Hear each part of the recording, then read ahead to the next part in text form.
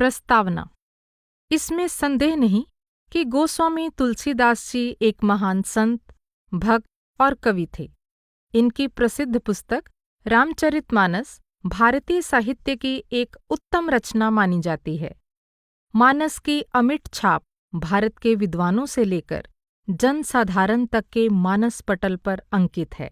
वेद, शास्त्र, तंत्र, काव्य, लोकमत और संतमत के सार का जो मेल तुलसीदास जी ने अपने मानस में किया है, और साथ ही जिस उदारता के साथ उन्होंने पारिवारिक, सामाजिक, सांस्कृतिक और राजनैतिक आदर्शों की स्थापना की है, वह किसी अन्य ग्रंथ में शायद ही देखने को मिले। काव्य और जीवन दर्शन का ऐसा सहज और मधुर मिश्रण सचमुच ही अन्यत्र दुर्लभ है। इससे तुलसीदास जी के अद्भुत व्यक्तित्व, विलक्षण पांडित्य, उनकी असाधारण प्रतिभा, उदार दृष्टिकोण और सबसे अधिक उनकी प्रगाढ़ प्रेम भक्ति का सहज ही अनुमान किया जा सकता है। यद्यपि तुलसीदास जी एक अतिशय प्रतिभाशाली विद्वान और कवि थे और उन्हें काव्य के स्वरूप का भरपूर ज्ञान था, फिर भी अपनी संत सुलभ विनम्रता का भाव दिखलाते हुए वह कहते हैं, कबित विवेक एक नहीं मोरे, अथवा कभी न हऊँ नहीं चतुर कहावऊँ, मति अनुरूप राम गुण गावऊँ। बस केवल अपने आत्मानंद या आत्मसंतोष के लिए ही राम का गुणगान करने में ही वह अपनी रचना की सार्थकता मानते हैं। जैसा कि मानस के प्रारंभ में ही वह कहते हैं, स्वांतः सुखाए तुलसी रघुनाथ गाथा, भाषा निबंध मति मंजुल मात नोती।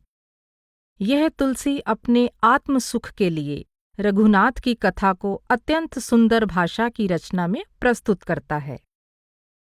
गोस्वामी तुलसीदास जी के काव्य कौशल को दिखलाने के लिए विद्वानों ने बहुत से ग्रंथ लिखे हैं। इसमें संदेह नहीं कि तुलसीदास जी एक सजग और सशक्त महाकवि थे, पर निरी कविता करना जिसमें प्रभु भक्ति का रस न हो, गोस्वामी जी का कभी अभिप्राय नहीं था। भक्तिहीन मनुष्य को वह पानी न बरसाने वाले बादल के समान सारहीन और व्यर्थ मानते थे। इसलिए वह कहते हैं, भक्तिहीन नर सोहई कैसा, बिनु जल बारिद देखई जैसा। प्रभु के लिए तुलसीदास जी राम शब्द का प्रयोग करते हैं, इसलिए राम भक्ति से उनका तात्पर्य प्रभु भक्ति से ही है। यों राम की चर्चा प्राचीन काल से ही भारतीय धार्मिक और आध्यात्मिक ग्रंथों में होती आई है, पर राम शब्द का प्रयोग सबने सदा एक ही अर्थ में नहीं किया है। वर्तमान जानकारी के अनुसार सबसे प्राचीन ग्रंथ जिसमें राम को प्रमुख पात्र के रूप में प्रस्तुत किया गया है, वाल्मीकि रचित रामायण है, जो संस्कृत भाषा का एक प्रसिद्ध महाकाव्य माना जाता है। इस ग्रंथ में वाल्मीकि ने राम को एक आदर्श और धीर वीर मानव के रूप में प्रस्तुत किया है, जो सदा धर्म की रक्षा में तत्पर थे और जिन्होंने राक्षसों के राजा रावण का विनाश करके धर्म की स्थापना की। यद्यपि वाल्मीकि ने राम को विष्णु का अवतार भी कहा है, फिर भी उन्होंने राम के दैवी पक्ष पर जोर न देकर उनके मानवीय गुणों को विशेष रूप से उजागर किया है। राम के इस आकर्षक व्यक्तित्व की ओर अन्य लेखकों का भी ध्यान गया और वाल्मीकि के बाद की शताब्दियों में राम विषयक अनेक ग्रंथ लिखे गए, जिनमें आनंद रामायण, मंगल रामायण, अध्यात्म रामायण, नारद रामायण, पुलस्त्य रामायण, वशिष्ठ रामायण आदि उल्लेखनीय हैं। इनमें लेखकों ने वाल्मीकि की राम कथा को आधार मानते हुए राम के व्यक्तित्व को अनेक प्रकार से संवारने, सिंगारने और रोचक बनाने में अपनी बुद्धि और कल्पना का पूरा प्रयोग किया है। इन ग्रंथों में अध्यात्म रामायण का विशेष स्थान है, क्योंकि इसमें राम को वेदांत के दृष्टिकोण से प्रस्तुत किया गया है। उसे ब्रह्म के रूप में सब में व्याप्त और सबसे परे कहा गया है तथा उसी की भक्ति को मुक्ति का साधन बताया गया है। तुलसीदास जी की यह विशेषता है कि उन्होंने किसी भी पूर्ववर्ती ग्रंथ का अनुकरण किए बिना सबके सूक्ष्म विचारों को ध्यान में रखकर तथा वेदों, शास्त्रों आदि सद्ग्रंथों के सार को अपनी संत दृष्टि में ढालकर रामचरितमानस नामक एक अत्यंत रोचक और सर्वप्रिय ग्रंथ का निर्माण किया है। इसमें राम को केवल एक धीर वीर नायक और मर्यादा पुरुषोत्तम के ही रूप में नहीं, बल्कि परम पुरुष परमात्मा के रूप में चित्रित किया गया है। यद्यपि परमात्मा मनुष्य रूप में एक मनुष्य जैसा ही दिखाई देता है और वैसा ही व्यवहार करता है, फिर भी तुलसीदास जी अपने श्रोताओं को बार बार यह याद दिलाते हैं कि मनुष्य रूपधारी उस परमात्मा को कभी भी केवल एक मनुष्य समझने की भूल नहीं करनी चाहिए, क्योंकि पारमार्थिक दृष्टि से वह बुद्धि, वचन, इंद्रिय, मन, माया और प्रकृति के गुणों से परे असीम, अपार, अनादि, अनंत और अविनाशी परमात्मा ही होता है। वह परमात्मा केवल संतों का कार्य करने के लिए अर्थात जीवों के उद्धार के लिए मनुष्य शरीर धारण करके संसार में आता है और एक आदर्श मनुष्य का चरित्र प्रदर्शित करता है। ज्ञान गिरा गोतीत अज, माया मन गुण पार, सोई सच्चिदानंद घन, कर नर चरित उदार। नर तनु धरेहूँ संत सुर काजा, कहूँ करहूँ जस प्राकृत राजा। तुलसीदास जी ने अपने मानस के प्रारंभिक श्लोक में ही यह स्पष्ट कर दिया है कि राम से उनका तात्पर्य परमात्मा से है। वंदे अहम तम शेष कारण परम, रामाख्यमीशम हरिम। अर्थात समस्त कारणों से परे राम कहे जाने वाले सबके स्वामी उस परमात्मा की मैं वंदना करता हूँ। इस प्रकार सांसारिक दृष्टि से तुलसीदास जी ने राम को एक आदर्श मानव यानी मर्यादा पुरुषोत्तम के रूप में प्रस्तुत किया है, परंतु मानस में अनेक स्थानों पर उन्होंने यह बतलाया है कि राम पारमार्थिक दृष्टि से परमात्मा ही है, जिससे ऐसे असंख्य अवतार प्रकट होते रहे हैं। परम प्रभु राम से प्रकट होने वाले इन असंख्य अवतारों का उल्लेख करते हुए तुलसीदास जी कहते हैं कि राम के अनेक अवतार हुए हैं और इस तरह राम कथाएं सैकड़ों करोड़ या अपार हैं। अनेक कल्पों में मुनिजनों ने अनेक प्रकार से राम की सुंदर कथाओं का गान किया है। नाना भांति राम अवतारा, रामायण सतकोटि अपारा।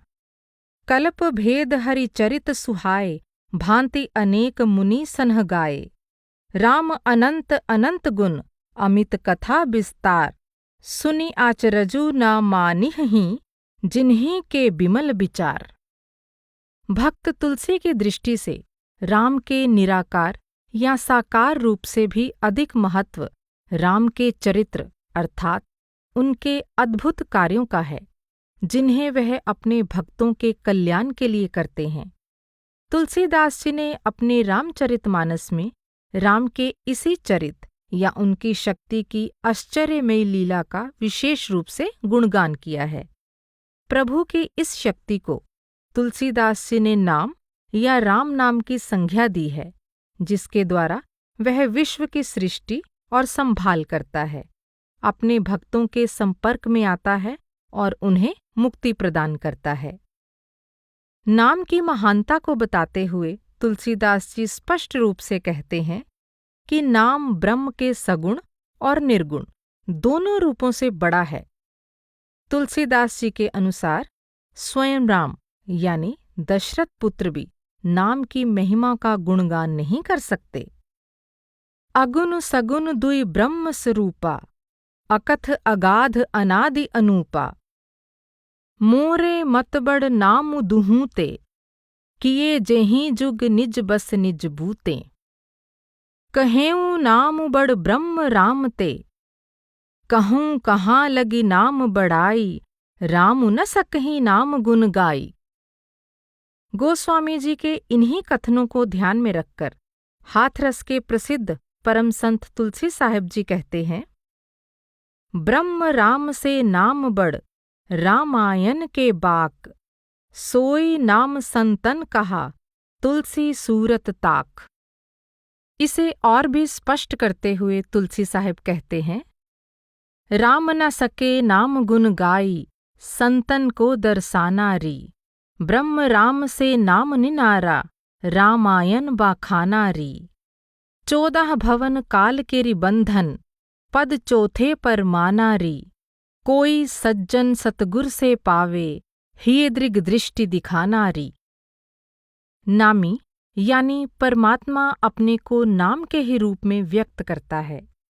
परमात्मा के निर्गुण यानी निराकार और सगुण यानी साकार 2 रूप माने जाते हैं।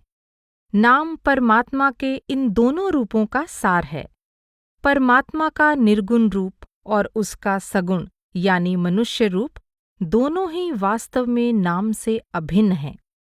फिर भी तुलसीदास जी साधक की दृष्टि से नाम को परमात्मा के निर्गुण और सगुण दोनों रूपों से अधिक उपयोगी या महत्वपूर्ण बतलाते हैं, क्योंकि नाम में परमात्मा के दोनों ही रूपों की अच्छाइयाँ मौजूद हैं और साथ ही ये इन दोनों रूपों की त्रुटियों से रहित है।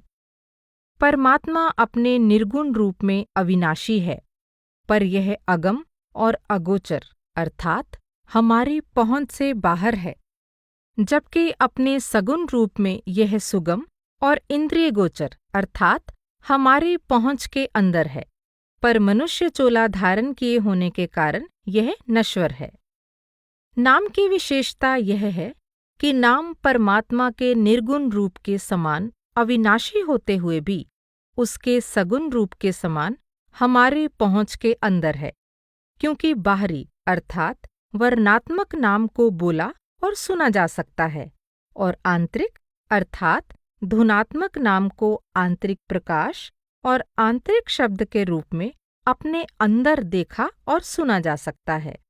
अपनी इसी विशेषता के कारण नाम परमात्मा के निर्गुण और सगुण दोनों रूपों की वास्तविकता का बोध कराता है। उनके पारस्परिक संबंध या एकता को प्रकट करता है और साथ ही जीवों की मुक्ति का भी एकमात्र साधन सिद्ध होता है, जो बंधनग्रस्त जीवों के लिए अत्यंत महत्वपूर्ण है। नाम के इस विशेषता को बतलाते हुए तुलसीदास जी इसकी तुलना एक कुशल दुभाषिए से करते हैं, जो एक बिचौलिए का काम करके परमात्मा के निर्गुण और सगुण रूपों के बीच संबंध दिखलाता है और उनके यथार्थ स्वरूप का बोध कराता है। जैसा कि तुलसीदास जी कहते हैं, अगुण सगुण बिच नाम सुसाखी, उभय प्रबोधक चतुर दुभाषी। अर्थात परमात्मा के निर्गुण यानी निराकार और सगुण यानी साकार रूपों के बीच नाम एक सुंदर साक्षी यानी सच्चा ज्ञाता और प्रकाशक है, जो परमात्मा के दोनों रूपों की असलियत को प्रकट करता है, मानो यह एक कुशल दुभाषिया हो। तुलसीदास जी के अनुसार नाम और नामी यानी परमात्मा वास्तव में एक रूप ही हैं, इसलिए जहाँ नाम प्रकट होता है वहीं नामी यानी परमात्मा भी प्रकट हो जाता है। अर्थात केवल नाम द्वारा ही परमात्मा को प्राप्त किया जा सकता है। इस नाम का भेद पाने के लिए किसी ऐसे संत सतगुरु की आवश्यकता होती है जो स्वयं नाम के अभ्यास द्वारा परमात्मा का ही रूप बन गए हों। ऐसे संत सतगुरु को तुलसीदास जी परमात्मा का प्रकट रूप मानते हैं। ऐसे सतगुरु के मिले बिना ना नाम की प्राप्ति होती है और ना नाम के मिले बिना नामी से कभी मिलाप हो सकता है। इस तथ्य को तुलसीदास जी ने बड़े स्पष्ट रूप से व्यक्त किया है। नाम और नामी की एकता को बताते हुए वह कहते हैं, समुझत सरिस नाम अरु नामी, प्रीति परस्पर प्रभु अनुगामी। समझने में तो नाम और नामी दोनों समान हैं, परंतु दोनों की आपस में ऐसी प्रीति है जैसे स्वामी और उसके अनुगामी यानी पीछे पीछे चलने वाले सेवक में होती है। तुलसीदास जी का भाव है कि नाम के पीछे पीछे नामी भी आ जाता है, अर्थात जब अंतर में नाम प्रकट हो जाता है तो उसके फलस्वरूप प्रभु भी प्रकट हो जाता है। इसी प्रकार वह संत सतगुरु को परमात्मा का प्रकट रूप मानते हैं। सोई जानई जेही देहु जनाई, जानत तुम्हई होई जाई। तन करी मन करी बचन करी, काहू दुखत नाही। तुलसी ऐसे संत जन, राम रूप जग माही। नाम की सर्वोच्चता को प्रकट करने के उद्देश्य से ही तुलसीदास जी ने अपने प्रसिद्ध ग्रंथ का नाम रामचरितमानस रखा है। इस नाम का रहस्य बताते हुए वह स्पष्ट रूप से कहते हैं कि राम के चरित अर्थात राम की शक्ति की अद्भुत लीला का अनुभव केवल आंतरिक आंख द्वारा अपने अंदर ही किया जा सकता है। मानस आंतरिक सरोवर, मानसरोवर का भी संक्षिप्त नाम है। इस अर्थ को ग्रहण करते हुए तुलसीदास जी यह सूचित करते हैं कि राम की शक्ति की गुणगाथा अर्थात नाम की महिमा से भरे इस ग्रंथ की शिक्षा आंतरिक मानसरोवर के समान है, जिसमें प्रवेश करने पर विषय वासनाओं की आग में जलने वाले मन रूपी हाथी को शांति प्राप्त हो जाती है और आत्मा निर्मल होकर परमार्थ के मार्ग में आगे बढ़ती हुई राम की शक्ति अर्थात नाम को अपने अंदर सुनकर और उसके रहस्यों को अनुभव कर कृतार्थ हो जाती है। इस प्रकार इस ग्रंथ द्वारा तुलसीदास जी आंतरिक मानसरोवर में स्नान कर सच्ची शांति और सच्चा सुख प्राप्त करने की प्रेरणा देते हैं। जैसा कि वह कहते हैं, रामचरित मानस एहि नामा, सुनत श्रवण पाए विश्रामा। मन करि विषय अनल बन जरई, होई सुखी जौं एहि सर परई। अस मानस मानस चख चाही, भई कबि बुद्धि बिमल अवगाही। राम के परम प्रेमी और अनन्य भक्त तुलसीदास जी अपने रामचरितमानस तथा अन्य ग्रंथों द्वारा यह दिखलाने की चेष्टा करते हैं कि राम प्रेममय है और केवल भक्ति और प्रेम द्वारा ही उसे प्रसन्न किया जा सकता है तथा नाम भक्ति ही सच्ची भक्ति और सच्चे प्रेम का साधन है, जिसके द्वारा संसार सागर को पार करके राम अर्थात परमात्मा को प्राप्त किया जा सकता है। जैसा कि तुलसीदास जी कहते हैं, राम ही केवल प्रेमु प्यारा, जानि लेयु जो जान निहारा। अस बिचारी जे मुनि विज्ञानी, जाचहि भगति सकल सुख खानी। नाथ नाम तव सेतु, नर चढ़ि भव सागर तरहीं। घोर भव नीर निधि, नाम निज नावरे। रामचरितमानस में तुलसीदास जी ने राम के सूक्ष्म और आकर्षक स्वरूप की स्थापना के लिए लोक प्रचलित राम कथा को आधार बनाया है और इस प्रकार राम का एक जीता जागता उदाहरण प्रस्तुत किया है, जिसमें निर्गुण और निराकार राम सगुण और साकार मनुष्य का रूप धारण करके हमें ये दिखलाता है कि पुत्र, भाई, मित्र, पति, शिष्य, राजा आदि अनेक रूपों में मनुष्य को किस आदर्श का निर्वाह करना चाहिए। मानव जीवन की प्रत्येक भूमिका को निभाते हुए राम उच्च नैतिक आदर्शों का उदाहरण प्रस्तुत करते हैं। रामचरितमानस के अत्यधिक लोकप्रिय होने का यह एक महत्वपूर्ण कारण है। वास्तव में वाल्मीकि रामायण और अध्यात्म रामायण के राम की अपेक्षा रामचरितमानस के राम ने ही भारतीय जनमानस को जीता है।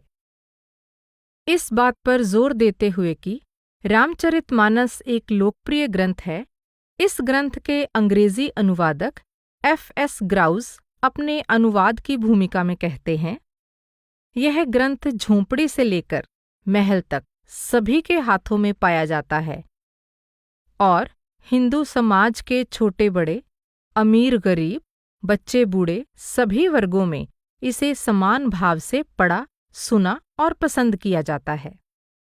इसी प्रकार एडविन ग्रीव्स कहते हैं, यह हिंदी भाषी हिंदुओं की बाइबल है।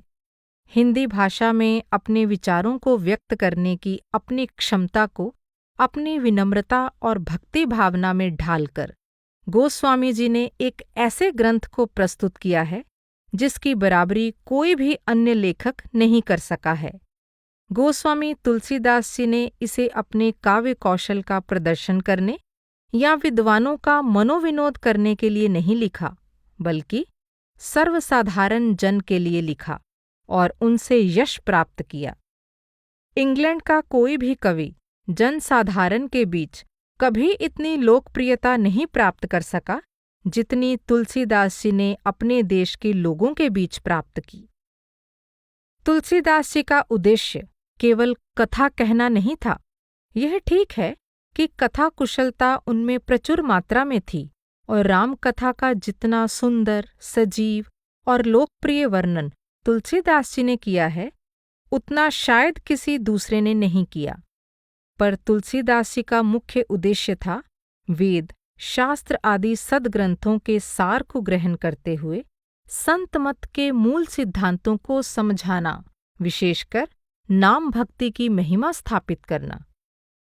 तभी वो कहते हैं, चहुँ जुग तीनी काल तिहु लोका, भय नाम जपि जीव बिसोका, वेद पुराण संत मत एहु। अपनी प्रसिद्ध पुस्तक मानस की विषय वस्तु के बारे में वह कहते हैं कि यद्यपि मेरी रचना सभी गुणों से रहित है, फिर भी इसमें प्रभु के नाम की महिमा गाई गई है, जिस कारण सज्जन और निर्मल विचारों वाले मनुष्य इसे ध्यान से सुनेंगे। यह नाम ही वेद, पुराण आदि सद्ग्रंथों का सार है। भनिति मोरी सब गुण रहित, विश्व विदित गुण एक, सो बिचारी सुनिह ही सुमति, जिन्हें के बिमल विवेक। एहि महा रघुपति नाम उदारा, अति पावन पुराण श्रुति सारा। यदि कोई यह कहे कि वेदों में तो राम कथा नहीं है, फिर भी तुलसीदास जी राम नाम को वेदों का सार कैसे कहते हैं? इस शंका का समाधान उनके पहले बताए गए राम का मर्म समझ लेने पर अपने आप हो जाता है। तुलसीदास जी स्वयं स्पष्टता के साथ ये बतलाते हैं कि वेद, उपनिषद आदि सद्ग्रंथ नेति नेति यानी इसका अंत नहीं है, अंत नहीं है कहकर उस अविनाशी राम या राम नाम की महिमा गाते हैं, जो तीनों कालों में एक समान रहने वाला, सभी दोषों और भेदों से रहित, बुद्धि और वचन से परे तथा अकथ और अपार है। महिमा निगमु नेति कहि कहेई, जो तिहु काल एक रस रहई। सकल विकार रहित गत भेदा, कहि नित नेति निरूप ही बेदा। कबीर साहिब ने भी नाम को ही सभी वेदों का मूल रहस्य माना है। इस मूल रहस्य नाम को ग्रहण किए बिना केवल वेदों को पढ़कर जीव नरकों से छुटकारा नहीं पा सकता। जैसा कि वह कहते हैं, नाम लिया जिन सब लिया, सकल वेद का भेद, बिना नाम नर कई परा, पढ़ता चारों वेद। तुलसीदास जी ने राम रावण के लोकप्रिय कथानक को अपने उपदेश का माध्यम बनाकर बड़ी ही सुयोग्यता और रोचकता के साथ इस माध्यम का उपयोग करके यह स्पष्ट किया है कि चारों युगों और चारों वेदों में नाम का ही प्रभाव पाया जाता है। विशेषकर इस कलयुग में नाम के सिवाय किसी भी अन्य साधन से हमारा उद्धार नहीं हो सकता। चहुँ जुग चहुँ श्रुति नाम प्रभाऊ, कली विशेषी नहीं आन उपाऊ। यह कली काल मलाय तन मन करी, देखु विचार, श्री रघुनाथ नाम तजि नाहिन आन आधार। जैसा कि इस पुस्तक में तुलसीदास जी के जीवन के प्रसंग में बताया गया है, तुलसीदास जी भी कबीर साहिब और रविदास जी के ही समान रामानंद जी की प्रभावशाली शिष्य परंपरा से संबंधित हैं। इसलिए तुलसीदास जी का कबीर साहिब, गुरु रविदास तथा अन्य संतों के समान नाम भक्ति पर जोर देना स्वाभाविक है। वास्तव में सभी पहुँचे हुए संतों का मत सदा एक ही होता है, जैसा कि दादू दयाल जी ने भी कहा है, जे पहुँचे ते पूछिए, तिनकी एकई बात, सब साधों का एक मति, ये बिच के 12 बाट। तुलसीदास जी भी वेद पुराण संत मत एहु, सब कर मत खग नायक एहा आदि शब्दों द्वारा इसी सर्वमान्य सिद्धांत की ओर हमारा ध्यान दिलाते हैं। अन्य संतों की तरह वह भी नाम भक्ति को सच्चे प्रभु प्रेम और परमार्थ का सार तथा अपने जीवन का एकमात्र आधार मानते हैं। जैसा कि वह स्पष्ट कहते हैं, राम नाम प्रेम परमारथ को सार रे, राम नाम तुलसी को जीवन आधार रे। सचमुच ही नाम भक्ति के प्रचार का बहुत बड़ा श्रेय गोस्वामी तुलसीदास जी को है।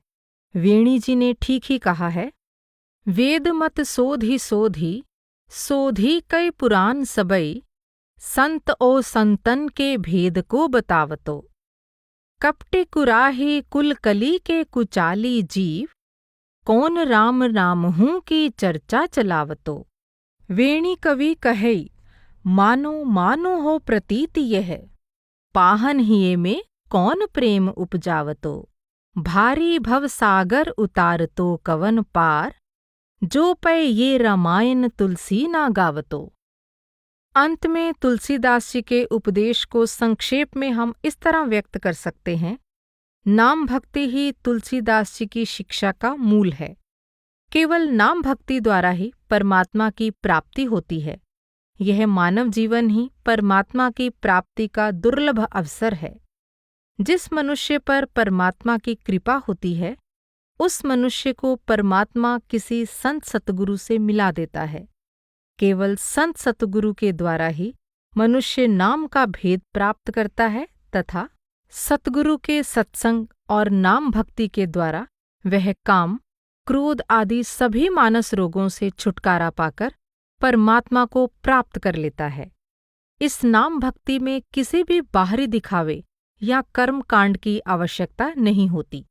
इन मूल बातों को ध्यान में रखते हुए इस पुस्तक के प्रथम खंड में तुलसीदास जी के जीवन की ओर ध्यान दिलाने के बाद उनकी शिक्षा के प्रसंग में इन्हीं प्रमुख विषयों पर तुलसीदास जी के विचार प्रस्तुत किए गए हैं। पुस्तक के द्वितीय खंड में मानव जीवन, भक्ति और नाम पर तुलसीदास जी के कुछ पद अर्थ सहित दिए गए हैं। इस प्रकार तुलसीदास जी की संत मत संबंधी शिक्षा के मूलभूत सिद्धांतों की ही मुख्य रूप से यहाँ विवेचना की गई है। कथानक पक्ष और तुलसीदास जी के काव्य कौशल की यहाँ विवेचना नहीं की गई है। यूँ तो गोस्वामी जी के नाम से अनेक रचनाओं का नाम लिया जाता है, पर उनमें से केवल 12 पुस्तकें ही प्रामाणिक रूप से उनकी रचना के रूप में स्वीकार की जाती हैं, जिनका ब्यौरा आगे दिया गया है। यह पुस्तक मुख्यतः इन प्रामाणिक पुस्तकों के आधार पर ही लिखी गई है। इनमें रामचरितमानस, विनय पत्रिका, कवितावली, दोहावली और वैराग्य संदीपनी की सामग्री का विशेष रूप से उपयोग किया गया है। कहीं कहीं पर तुलसी सतसई से भी सहायता ली गई है। पुस्तक में उद्धृत किए गए तुलसीदास जी के पद मुख्यतः गीता प्रेस गोरखपुर के प्रकाशनों से लिए गए हैं।